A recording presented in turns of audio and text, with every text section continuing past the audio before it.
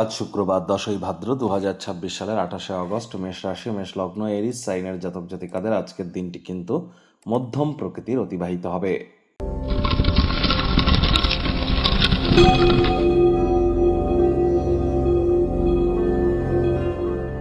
ভিডিওটির শুরুতেই স্ক্রিনে কিন্তু আপনারা দেখতে পাচ্ছেন দেবী মহালক্ষ্মীর গায়ত্রী মন্ত্র, ওম শ্রী মহালক্ষ্মী চ বিদ্মহে বিষ্ণুপত্নাই চ ধীমহি তন্ন লক্ষ্মী প্রচোদয়াৎ।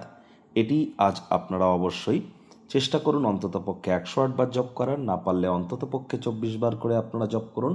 প্রভূত পরিমাণে উপকৃত কিন্তু নিশ্চিতভাবে আপনারা হবেন। দেখুন, আজ কিন্তু রাখি পূর্ণিমা, আবার আজই কিন্তু আমরা দেখব যে চন্দ্রগ্রহণ। পূর্ণিমার দিনই কিন্তু চন্দ্রগ্রহণ।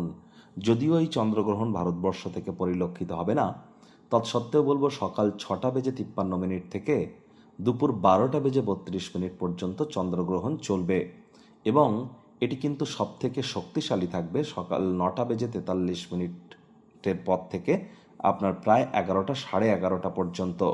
তাহলে আপনারা চেষ্টা করুন যতটা সম্ভব সকাল 7টা থেকে বেলা 12:30টার মধ্যে কোনো প্রকার ভ্রজন যাতে গ্রহণ না করা যায়, গৃহের মধ্যেই আপনারা থাকুন।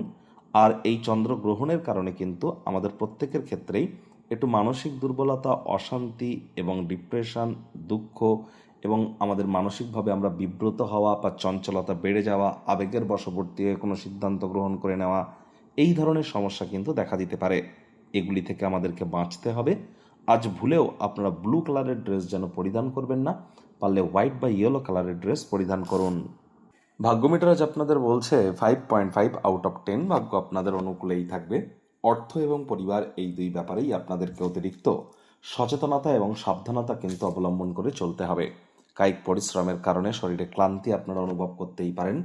ওজন বুঝে ভোজন গ্রহণ করুন। রাস্তাঘাটে সাবধানে গাড়ি ঘোড়া চালান। কোনো প্রকার নেতিবাচক অনুভূতির আশ্রয় ভুলেও যেন গ্রহণ করবেন না। হতাশা কিন্তু গ্রাস করতেই পারে। অর্থগত ব্যাপারে ব্যয়বহুল একটি দিন, খরচ বাড়বে। নতুন উদ্যোগ, পরিকল্পনা, নির্মাণ কার্যকে পিছিয়ে দিন। ধূমপান, মদ্যপান করা থেকে বিরত থাকুন, কারণ এটি কিন্তু আপনার শরীরের বিষাক্ততার মাত্রাকে আরও বৃদ্ধি করতে পারে এবং এর কারণে কিন্তু অবশ্যই আজ আপনারা কোনো না কোনো কিন্তু দুর্বলতা অবশ্যই অনুভব করতে পারেন। নতুন উদ্যোগ, পরিকল্পনা, নির্মাণ কার্যকে আজ পিছিয়ে দেওয়াটাই কিন্তু আপনাদের ক্ষেত্রে বেটার হবে। চাকরিজীবী যারা আছেন তাদের অফিসের পরিবেশ ঠিকঠাক।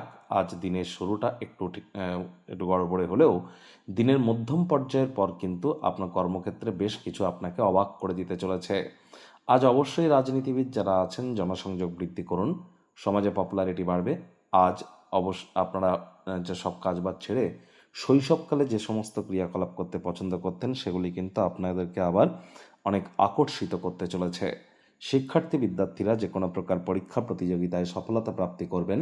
উচ্চশিক্ষার জন্য যারা বিদেশ যাত্রার কথা ভাবছিলেন, ভাগ্যদেবীও আজ আপনাদের পক্ষেই আছেন। সন্তান সন্ততি থেকে থাকলে তারাও তাদের কৃতিত্বের দ্বারা আপনাদেরকে গর্বিত অনুভব করাবে। হাউস ওয়াইফদের জন্য দিনটি এক প্রকার বেশ। প্রেমিক প্রেমিকা, স্বামী স্ত্রী দিনটিকে যতটা সম্ভব রোম্যান্টিক করে তোলা যায় সেই প্রচেষ্টাই আপনাদের জারি রাখা উচিত।